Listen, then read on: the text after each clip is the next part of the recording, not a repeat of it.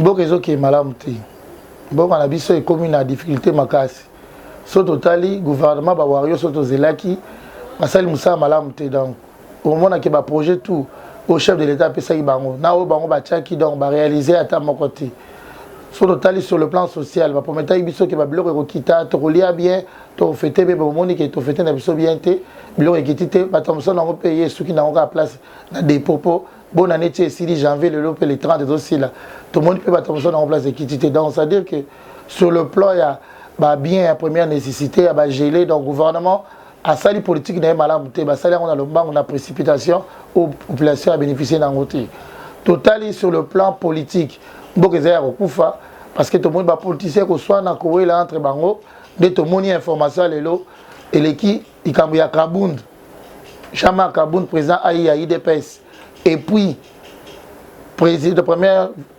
vice-président ya Assemblée nationale Jean-Marc Kabund akangaki bapolicier ya mi commissaire roulage kotobola bapine kokangaka bato na nzela tiers kokwe akangi garde républicain oyo ezali censé protéger chef de l'état ya commettre infraction ya kokanga yango bato nyonso basaka na cabinet chef bagarde wana bakengelaka chef na famille na bato ya cabinet na ye ntango ya akangi yango asali atteinte ya institution président de la république chef de l'état azali personne aza mpe institution donc infraction na ye ezalaki grave alors tomoni mpe ya mabe kote ya JR nde baréagir bakei kuna bapandi epa ndaka Jean-Marc Kabund eza comportement malamu te tosepelaki na élément na bango azalaki na maîtrise ti bakangaki ye esekelaki na bakonzi bamaîtrise mpe bandeko na ye mpo bakende opande pa Jean-Marc te mais malheureusement tomoni après baincident Jean-Marc Kabund a démissionné na tweet oyo eza officiel te parce que badéposaka candidature na tweet te badéposaka yango na assemblée et puis bakomaka député na tweet te bakomaka na assemblée démission eleki na tweet comme d'habitude tomoni ekomi république ya baréseau sociaux na ya baventure ale tomoni bato nyonso batamboli mouvement esalemi makasi baprésident parlement bagroupe parlementaire balobi voyez vraiment toute une république mboka mobimba bato base mobiliser mpona moto alobi alongwe na tweet omonake niveau mboka ekomi ya basese ya buzoba donc comment bakozwa considération makambo moto alobi na tweet et mboka mobimba na baparti politique bato balobi adémissionné ki wapa déposer lettre donc mpona kolobaki mboka ezotamba malamu te bazwi babloc ya parlement debout ya balabala bamemi yango na niveau ya bainstitution ya barépublique oyo eza soni moto adémissionné na tweet adéposé lettre ya démission ni na parlement ni na parti na ye bango basali yango baréunion basali baimage bakli balobi azonga lisusu te tomoni mpe idps ezokenda kokabwana bato pro Kabund na bacontre Kabund donc situation politique ya mboka eza compliqué totali kote mpe na union sacrée tomoni tous les vautours bato wana toboyaka bango peuple aboyaka bango na FCC oyo bakimi Joseph Kabila batrahir ye bake koluka chef de l'état balobi barenouveler loyauté na nini chef de l'état kozala nayebi te président de la république so président de la république ekoma loge na mboka oyo bato bakendaka korenouveler loyauté ekoma magie oyo nini barenouvelaka loyauté na chef ya mboka te aza na besoin nango te chef aza na besoin basala mosala peuple alia malamu mpo barenouveler bavote mais bango bakendaka nous renouvelons notre loyauté au chef d'état ekoma loge to nini baexplike biso clair parce que politique oyo babandi yango na Mobutu bakenda yango na Kabila ekomi na Félix toza na mposa barenouveler baloyauté te toza na mposa baservice barendre chef de l'état mosala esalama malamu tomoni mpe mboka ekende malamu te tourner ya chef de l'état tambola na Kasai tomoni ke bayibi mbongo ebungi ebele ye mo mokonzi ya mboka alobi amoni baprojet ebele ainitié na bamboka na bambongo abimisi mais résultat yango eza ya malamu te tomoni projet Tijelu tomoni barrage ya Katende tomoni construction ya baécole na baroute kuna na Mbujima mpe ntina kaba ya Kamanga etongami malamu te donc ce qui veut dire que mboka ezotambola na bulu yeke mboka ezotambola na désordre mboka ezotambola malamu te donc politique eza vraiment malamu te na mboka. Mais le gouvernement a fait zéro trou dans Mboka. Yo, état que moi dans Mboka, est-ce que la coxy venait de a zéro trou dans Ziano soit fait le Kinshasa? Au moins le gouvernement est basali champion dans la promesse. Bah ma classe, bah le quoi bah musicien. Bah il faut promettre mingi mais réalisation ça bouquet. Bah on a balancé projet zéro trou. Sur tali les lots tout que de 3 à 4 mois. Bah tout ni bah si bah bambi. Kinshasa coûte tondi maboulou. Batiki gouverneur Kabo Yolé là, ba opese mbongo te pa bamba batu. Toke siko na ba Congo central, toke na ba province mususu. Baba mi mabula ngo place ni. Balabaki projet ngo ko banana Kinshasa ça comme ville pilote. Banda premier mi ça lancer projet to moni ngo. 3 semaines après chef de l'état ko taloba ngo na conseil des ministres. Ko salama ki na ba décembre, ba début décembre, fin novembre depuis décembre. Alabaki makaba 03 na depuis balancer projet on a quitté ce toboka le son de toboka. Donc pour dire que le gouvernement Warriors Oyo ba mission nango ba signer qui ba sali yango bien te pour na biso vraiment un gouvernement d'échec ba échouer dans ma mission d'abord. Mais pour la première ministre yo go pesa chance ça la kato a balongola et toi azara na poste na pour le chef du gouvernement. Bon, pour la première ministre, dans la ministre Belé, il faut remanier Salama. Comme dans la première ministre, bako kolongolaye, comme peut bako tikaye. Mais kolongolaye, il faut pas payer ba condition Belé. Kolongolaye, il faut ba yana mutavant. Tout le monde kolongola na mboka pe apporter le roti. Balongoli lunga ikamba ba check sama. So tali sama na ilunga ikamba. Tu bakumba kutu vome kutu gouvernement ilunga ikamba que gouvernement ya sama. Donc changer aussi le visage pamba et avancer en beau côté. Garder le visage, garder le premier ministre, le ramènement au gouvernement, garder siko, garder fou. Balongoli batu nyonso ba uti na FCC. Bati kata morote balongola bango nyonso. Bati batu ya sika o ba permettre na vision premier ministre ba kene parce que moni batu wana a sali 30 ans na ki ministre, a sali 20 ans na ki ministre, a sali 12 ans, 15 ans, 10 ans. Tant yo ye premier ministre ba yo na ni pecha pamba boye boye. Nous on a commencé à être ministre mandataire depuis Mobutu. Depuis Kabila, depuis Félix, donc c'est-à-dire ils sont dans les nostalgies. Ces gens-là n'ont plus d'expérience à repérer dans le book. Bah copier l'expérience à madame. So au hérité papa dans Kuluna, aza Moïbi, yo mon copier Moïbi na Kuluna papa te. Il faut copier bah bonne manière au changer pour que sa papa de là maintenant ça la mabi. Donc je crois qu'on n'a pas de leçons. Pour même si ça leçon vous aurez batouana te pour bango nyonso to yebi na mboka, baza bata lokuta, baza bata ba détourner, baza na ba dossier à mabe oyo balakisa biso basala musala malamu te yango zo musimboka sima. Et bongo likambo chef de l'état qui ne yolobaki mboka oyo iloko yiba ezate iloko pe kuteza raté.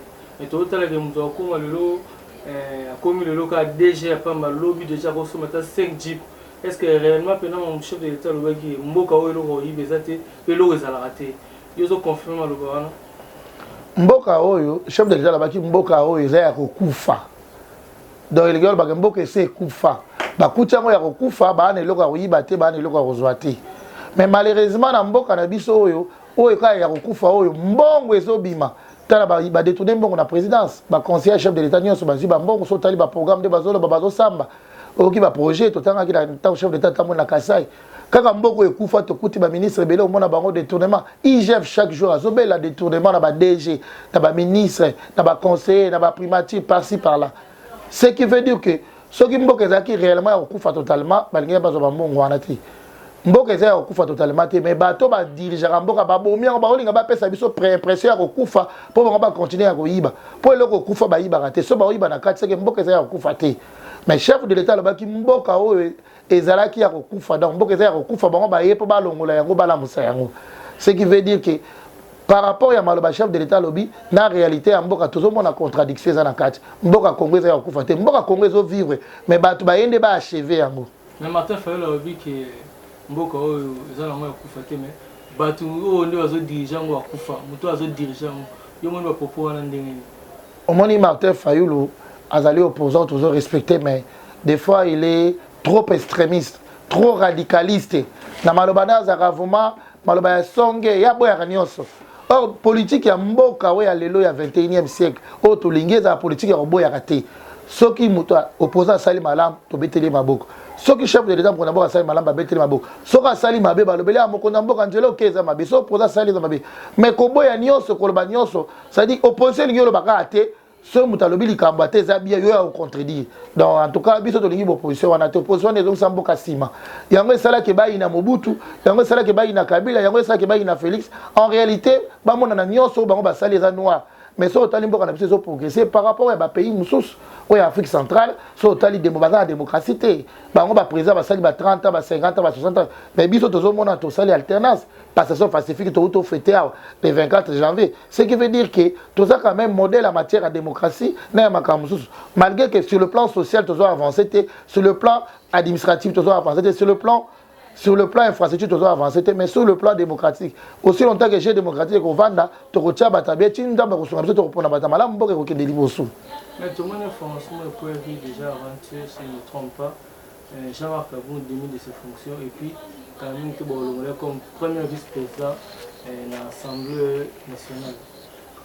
kanisiwana yo moni ndenge nini ya ko balongola Jean-Marc Kabund en poste na ya président AI ya IDPS. Les kanisiwana eza malade te. Pona biso eza malamu te batika makanisi ya okabola. To komi en plein proche à l'élection en 2023, je crois que IDPS a regagné plus na kokoma munene mutu so na pouvoir à Kabwana na bato. Au contraire sangisa bato tournaye pour ba permettre ba mandat mususu. Au moins makambo et sala maka déjà na MP. Tant MP a perdu ba grand cadre ba liao banani ba Tisekedi de ba ke sala j'ai très tu au moni ba hôtel melango IDP rekui. PPRD sala melango avec Kabila. Quand ils ont perdu ba Tamakasi le quoi ba Moïse ba Kameri ba Pis Mabilo et consort au moins FCC ou quoi peut ba quoi ba perdre des pouvoirs. Tout le monde a soukao. Tant le président de la République a repéré Jean-Marc Kabund. Jean-Marc Kabund a moins de temps. Moutou a géré parti pendant chef les Fanks Etienne Tshisekedi Koufaki. Jean-Marc Kabund a géré parti, a organisé congrès, où il a mis président de la République comme président IDPS et même président de la République. C'est que il a des atouts, Azana a avantage, Azana Nini Moutou parfait Azate. Moi je crois qu'ils vont plus gagner en restant unis que Okene. Pour Okene, Jean-Marc Kabund Okene, Mouta Okene Batu. Bataille des pêches pour Baïba. Et ça sera facile que l'on l'a battu tant aux en opposition, bito souffrir battu bandima.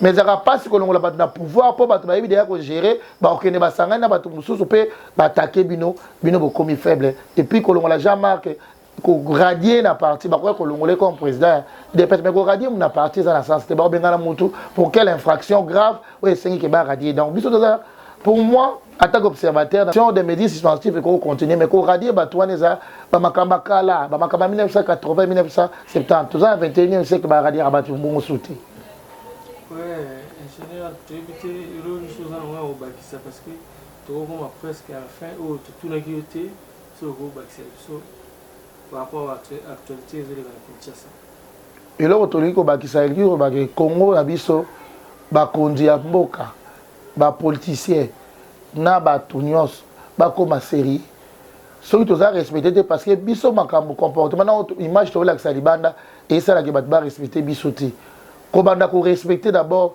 biso faut respect banda na kati respect des autorités respect des institutions botosi ya bakonzi ecclesia botosi ya mutu nyonso selon rang na ye catégorie na ye le respect au biso to sala ngwa interne yango sala ki ba respecter biso liboso mais tant biso to continuer ko vilipender ba autorité pe na ba responsable église ya mboka na biso yango sala ki ba tupe libanda ba respecter biso ba congolais bango na bango balingana te ba congolais tani ba finga ba konji na bango ba congolais tani ba beta ba konji na bango je crois que respect entre nous et ko permettre biso que to kende liboso pe to tonga mboka on de to chiter na sport to ki chef de l'état par rapport à la qualification le pas au beta na Maroc a instruit la ministre du budget, la ministre des finances, bâtir tous les moyens pour le pas à Kende Coupe du Monde.